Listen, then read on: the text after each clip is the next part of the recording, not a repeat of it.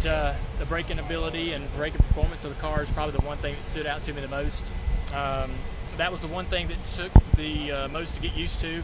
I'm using the brake pedal the same way that I've used the brake pedal all my life, but this car stops so much better. I'm over-slowing the car way too much getting into the corner, so, but it has a bigger tire on it, more grip. It has better drive off the corner with that tire. It just does everything better, and it doesn't feel, though, too unfamiliar. It doesn't feel too strange. It's got some, it does everything like a stock car, just better.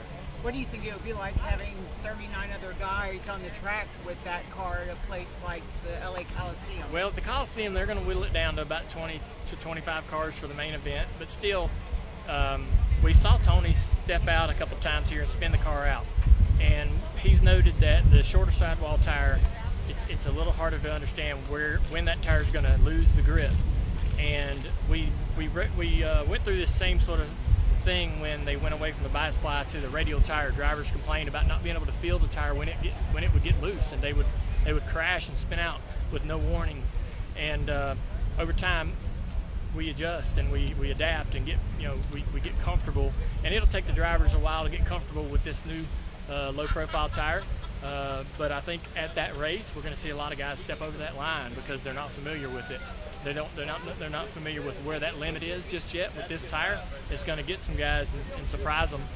I think also contact with another car will spin the car more easily just because of the same reason. So it should be a pretty wild show. I can't wait to tune in and check it out. What do you think of the historic of this track? I mean, your grandfather won here 4 times. I've never been here before. I've never been to Bowman Gray.